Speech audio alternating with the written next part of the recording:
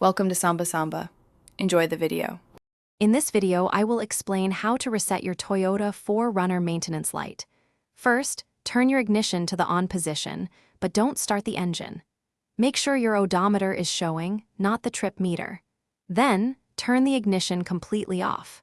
This sets up your vehicle for the next step in the reset process, ensuring everything is ready.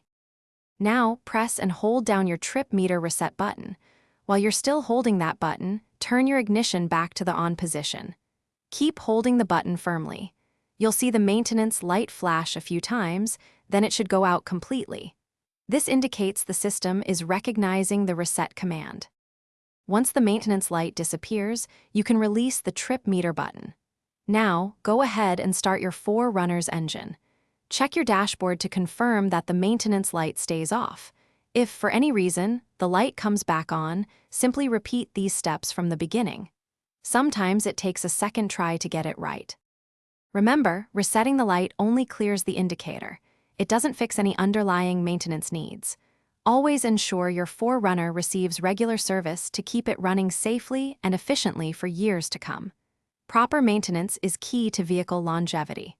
Also, for some great deals and that awesome sock link, check the description below this video. Thanks for watching. Thanks for watching. Consider subscribing if we helped you.